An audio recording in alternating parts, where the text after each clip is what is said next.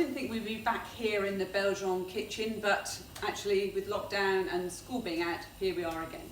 So with our sixth form hospitality students, we've been looking at Asian cuisine, and we've been brilliant. Last term we did Thailand, Japan, China, India, and now we're doing this slightly coming back towards Europe. We're going to do the Middle East, okay? One of my favourite cuisines, and I'm hoping you're all going to have a go at doing something from the Middle East. So we're going to do a tagine today. You don't need to have a proper tagine dish to do it in. You can just do it in a casserole dish. And I'm going to make a chicken tagine and a vegetarian tagine. Right. So before a couple of hours ago, I put some chicken thighs marinating with a new ingredient we're using today, which is harissa paste. So harissa paste smells gorgeous, slightly tomatoey, paprika-y. It's got rose petals in it, which is very traditional for Middle Eastern cuisine. A little bit of chili. And I put this marinating before we went for a dog walk. So it's been in the. Then I'm going to put a little bit of oil, olive oil, into the pan, and we're going to slightly cook off our. These are chicken thighs. So, do you know what? I'm just going to pop them in. These are my fingers. Right? So I'm going to just slightly brown them off, seal them a little bit. So they've been marinating just in a kind of spoonful of harissa paste. Now I'm not going to give you the recipe for this. What I'm basically going to do is say, just go online, go to somewhere like BBC Good Food, and you'll find loads. There's a huge selection of tagine recipes, including bizarrely one that even has Brussels sprouts in it, which I was slightly alarmed by. So I'm going to cook that off. Come over, cameraman, to my ingredients here. So we're going to have a couple of cloves of garlic, which I'm going to crush, a red onion chopped up. I've kind of got half a red, half a yellow pepper. We've used the harissa paste. That's perfect. And then we're going to use spices that we haven't really used in a dry form with our Asian cuisine so far. Okay. We're going to use cumin, cinnamon. Cinnamon, very important in Middle Eastern food. Ground ginger and ground turmeric. This will give us the yellow colour. And we're going to use a few chili flakes. There's a few other ingredients here that are really important that we're going to use. I'm going to use some stock in a minute, but I've got things like olives, tinned tomatoes, which we haven't really been using up until now. And then this ingredient, which preserved lemons. Okay, so I'm going to pour a couple of those in. So these, you can find these in a supermarket, some supermarkets very easily, especially the one that begins with W and ends in E. If you can't find them, you can always find these, which are sort of more the kind of thing that you'd use for cocktails, but you can chop those up as well. Don't put in a fresh lemon, they're a bit too harsh. These have lost their kind of harsh flavour, and all you do is you chop them up, like this, including the peel, because they're very soft now. Okay, and they'll go in a minute. Right, now, some chicken. The cameraman is multitasking here and actually turning the chicken over at the same time. I'll have a go at this, so I'm going to get this going. Just seal it in. Now, you can use, I've just turned it up a bit, there we go. And what I'm going to do is I'm going to add, when that's started brown, I'm going to add my garlic. Just going to crush that, place that in. So what I love about Middle Eastern cuisine is the mixes of flavours that come together and create a kind of depth of flavour that you don't always get with some other cuisines. So I'm going to put this chicken tagine will go in the oven for about kind of an hour and a half sort of thing on lowish heat. And meanwhile, then I'm going to come back and show you some other dishes as well. So it's kind of cooking off. Garlic's in there. Now what I'm going to do is I'm going to add some onion. That's probably enough onion. Cook that up a little. I'm trying to do this in fast time, so you can cook that down a little bit. Now what I'm going to do is I'm going to add my spices. Okay, so basically this recipe is going to ask for about a teaspoon of ginger goes in. So ginger adds flavour. That doesn't work. But have a little. Look, I had a half teaspoon finger just now. Where's it gone? No, that doesn't go in. There was another one here just now, a little measuring spoon. Bear with, here we go. Let's see if here we go. Right. So, dry ginger adds flavour, but it also adds a little bit of heat. Okay. Then that's the dry ginger in. Then we're going to add the same amount, about a teaspoon of turmeric, so it gives you the colour. This is a half teaspoon measuring spoon, so I'm going to stir these in. Ground cumin. Now a lot of these spices, I'm sure if you look in the back of your spice cupboard, you'll find a few of these. If you don't have one of them, don't worry about it. Okay, and the last one, cinnamon. Now, cinnamon is definitely one we've never used before in any of our Asian cuisine, and again, adds another depth of flavour. Stir those in. Starts to cook off the spices, which is really useful. You have to cook the spices off, brings out the flavour in them. There we go, mix those in. Just going to scrape out that, that's the harissa, which is really nice. Now, as I was saying, things like rose petals are all ground up in there, and we'll be using them next week. I'm probably going to use those in a dessert, some dried rose petals. Right, so I'm doing this as quickly as I can. There we go, let's get that going there.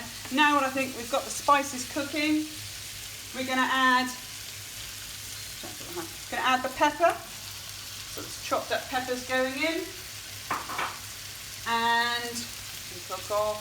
Anything else I need to discuss here? So we've got the lemons are going to go in a minute. We've done the spices. Also, what we're going to use this time in our Middle Eastern cuisine a lot more are flat leaf parsley and mint. Mint is absolutely essential for Middle Eastern cuisine, for putting in Greek yogurt, for dips and accompaniments. And I'm going to use it actually in the dessert today. So after I finish this, I'll clean down, and then I'm going to come back and actually cook an interesting dessert using mint and sugar. Essential as well, chickpeas. A lot of Middle Eastern cuisine has chickpeas in them, and obviously if you just take chickpeas and you put them in a blender with some tahini, which is sesame seed paste, you'll get hummus, which you can flavour with all sorts of things. Lemon, parsley, just having some cayenne pepper in it, and serve that with pita breads, another great starter. So, our chicken's kind of cooking off a little bit. We've got the spices in there. There's a really nice aroma coming out of this. So now I'm just going to add my little bits of preserved lemon. A tin of chopped tomatoes are going to go in. That. Good idea. And then, what else are going to go in? Then I'm going to rinse out the tin of tomatoes. I've got 500 mils of chicken stock here. So in a minute, stir that around. Now I could continue to just cook this in this pan, which is perfectly okay. It can cook on the top, just bubble away until it's all nicely cooked. But I thought I'd be a bit more adventurous and actually put it in the tagine, but I'm not entirely sure it's going to fit in the tagine. So what I'm probably going to do is, actually I might just leave it in there with the lid. Cameraman, pass lid, thank you very much. Lid that will need a bit of salt in there. Okay, we probably don't need pepper, we've got that. And did I add, half a teaspoon, I think, of chili powder, just chili flakes, just to give a little bit of heat. There we go. It shouldn't be too spicy, it should be this. And I'm going to cook it now for about 25 minutes. I'm going to leave it in here, I think, and then I might transfer it to present it actually in the actual tagine on the table. Cook that for about 30-40 minutes. Then I'm going to add the chickpeas and then continue to cook it for another 20-30 minutes on a very low heat. Okay? So there's our tagine done very quickly. You can add anything you want to it. You could add courgettes, you can add all sorts of weird and wonderful things. What I'm going to do is I'm also, alongside, I'm just preparing a vegetarian one. I'm trying to reduce meat for the month and just giving other people another idea. So I've just sweated off a little bit of onion, garlic and some ginger in there. Actually, I've put some fresh ginger, and then I'm going to add some harissa paste. I'm going to do basically the same thing, but vegetable-wise, I'm going to add some peppers, some diced carrots, and this is my cheat of the day, frozen diced butternut squash. How many of us have wrestled with a butternut squash only to nearly end up stabbing ourselves to death, when actually you can buy a bag of frozen diced butternut squash. So I'm going to test this out. This is my new test for today. So this is all going to go in, and I'm just going to put this in a casserole with a lid on and pop it in the oven. So hopefully in about half an hour I'll be back to finish off these dishes, and I'm going to show you how to make a dessert. So we'll be back in just a minute. Popping back, I actually decided, probably quite foolishly, to try and get all the chicken tagine into the tagine pot, which I've done. Now I'm going to put the lid on, and this is going to go in the oven. Now the whole point, my cameraman has just asked me what the point of this tagine pot is. So you could use a casserole dish, a saucepan, it doesn't have to go in this. This is a traditional tagine where what they would do is they'd put their meat in. It could be lamb or goat or chicken, with all the spices, the potatoes, anything they wanted to put in there, and then they would generally seal around here with some dough, just flour and water made into like a bread dough, obviously no yeast in it, and then they'd carry this to the sort of village bakery, and they'd put it in the bakery oven overnight or during the day when the bakery wasn't actually busy, and therefore they don't come and collect it, and it would be slowly cooked for a long time. The reason it's this shape is so that the steam goes up and then it doesn't escape and it runs back down again. Okay, so it's all kept in there. So I'll bravely put that in the oven in a second. Now, to accompany our tagine, we should traditionally use couscous. So this is couscous. It's a type of semolina, all right? Now, all you need to do to cook this is you need to put some stock, either vegetable stock, chicken stock. I've got vegetable stock in here, a little stock cube, and I've got sort of 500 mils of water. You bring that to the boil, you add the couscous, stir it around, you turn it down, and then you put the lid on. So I've just lost the lid. Find the lid in a second. There. Oh, there's the lid. Okay, right. Okay, well done, assistant. So bring that up to the boil, just turn that a bit higher. But if we don't like couscous, because I don't think everybody likes couscous, I've got an alternative here. So I'm making a kind of, it's a small potatoes, they're not cooked, olive oil, turmeric, cumin, a little bit of salt, and they're just going to be roasted whole. So some people might like to have this sort of spicy kind of cumin-y potato, some people might like couscous. So when it's come to the boil, add the couscous, stir it in, like so, then turn it down so it's just sort of simmering. Okay. And you should just simmer it lightly for about 5 minutes. And if you put the lid on, what we're doing is we're hoping that all the stock will evaporate, flavour the couscous, because it doesn't really have any flavour unless you put the stock in it. And then you put the lid on and you just let it steam, and it should fluff up and become nice fluffy couscous. So we've got our tagine, which is going to go in the oven now. Potatoes are prepared, ready to go. It's just giving you a quick demonstration of the couscous. I'm going to clean up and then come back and I'll show you how to make the dessert, and we'll bring it all together. Okay, our tagine is in the oven. I've shown you how to do the couscous and the potatoes. They're not in yet. They'll take about 40 minutes to cook or so. So I'm going to start to prepare probably one of the simplest and really delicious desserts. So this morning I bought a pineapple, fresh pineapple. Cut the top and bottom off. I'm using the top as a little bit of a garnish. Go round, slicing off the outer pieces of the pineapple, like so. And then you probably need to get a smaller knife for fear of severing something. And then go along and just take out these little pieces, okay, like that, all the way around. And then I'm going to slice it into slices and take out the core in the middle. That hard bit in the middle we don't want to eat, but we want to get rid of all these spiky bits. So I'll do that just a second. And then any other ingredients we need are some fresh mint here and some caster sugar and maybe a little blender or a food processor or a little mini blender like that. So I will just continue to this, and I'll see you back in a second. Okay, so our tagine is all ready. I'm going to show you how to present it in a second. and I'm going to go through a couple of other things. So first of all, pomegranate, used huge amounts in the Middle East. We don't use it in any other part of sort of Asia really. Just a quick tip of how to get the pomegranate out. So cut it in half. Simply beautiful pomegranate. There we go. Now, this I think is going to be the perfect pomegranate basher. This was given to me by one of my BTEC ex-Kenyan students, and I think this might work perfectly. So just use a wooden spoon, or if you have a brilliant salad bowl, and then you tap it, give it a good bash, put your hand underneath if you want, and literally bash it like this, and your pomegranate seeds will all emerge, and hopefully you catch them in your hand and you place them into there. So just need a few that we're going to use for garnish. Oops, it's a very juicy pomegranate, this. There you go. It's probably nearly enough, just go around there. This is officially a great pomegranate basher. So thank you to Ella. I think to remember it was Ella that gave me this one. Right, there we go. Perfect. So there's your pomegranate. And you can see very little of this kind of bits come out with it, so it's perfect. So I've got some chopped parsley here. Hang on. 1 second. Right, need to redesign the kitchen clearly for cookery demonstrations.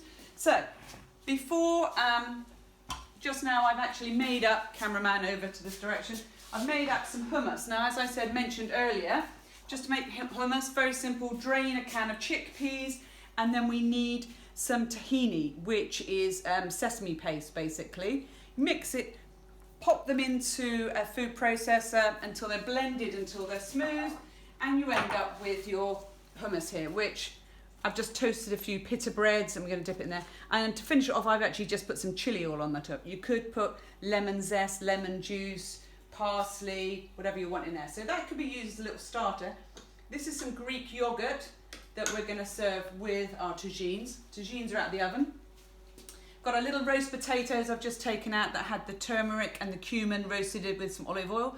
And I popped, just to save washing up, I popped the couscous in that side of the bowl as well. So we've got it all together.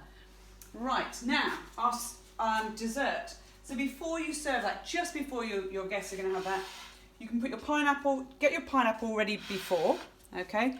Then get some mint leaves. Place the mint leaves into a little chopper. Trying to get the chopper. Mix those up. Okay, then take some caster sugar. How simple is this? A couple of spoonfuls of caster sugar, that's all you need. Like that. Blitz it around again. Oh, the aroma, amazing. There we go. Then we've got, cameraman, do you want to smell? Gorgeous mint sugar, okay? Now, you do this, you only need to do this just before you're about to serve this, because else the mint will lose its green flavour. But you need to put it on just before. You kind of put it on about 5-10 minutes before you're going to serve it. And the sugar goes into the actual... And I know you think, oh, this is weird. It tastes absolutely delicious. So you'll leave it long enough. Might be easy to just sprinkle it on. Leave that for just a little while. As I say, you can't do it a long time in advance. There we go. How simple is that? And so we've got, let's come over here. We've got our starter, very simple starter. We've got our very hot tagine. So this is my vegetarian one. Looks a bit dull, but then, hang on, let's just sprinkle some parsley over the top. Yep, there we go. And then we've got, very hot. Here we go, there's our chicken tagine. I'll take the lid off and put it over here. Alright, and again. No. None of that. Oh, we're supposed to have pomegranates on the top, Disgusting. but maybe I'll just have pomegranates on the top of the vegetarian one, which is the one I'm having for supper. There we go. And then pomegranates on that, and we're going to put some pomegranates on the top of that. Look at that. Look, these look like little jewels when they're on the top, and you could put them on the top of your There we go, on the top of the, just some Greek yoghurt. And so, very simple supper, but perfect, okay? You've got your starter of your hummus and your pita bread. You can dip that into there. Then you've got your chicken or your vegetable tagine. It's got a gorgeous aroma about it. Then we've got served that with our little spiced potatoes or couscous. This has got lots of vegetables in it, but you could serve it with a nice Greek salad if you wanted as well. And then for dessert, we've got our mint sugar pineapple. Now, so for sixth form students, it's essential that you have a go at cooking something from the Middle East, lower sixth and upper sixth. Okay, photograph it, plan a supper for your family to include a couple of Middle Eastern-y dishes, all right? Look online, you can find any recipes. I also use these kind of books as well, but I'm sure you can find anything online. And the rest of school, and all Brutonians, parents, whoever looking at the King's Spirit, please have a go at cooking and send your photographs in of your Middle Eastern, Persiana type food. And you never know, if we judge you as being a worthy winner, you will receive a King's Bruton clean apron in the post.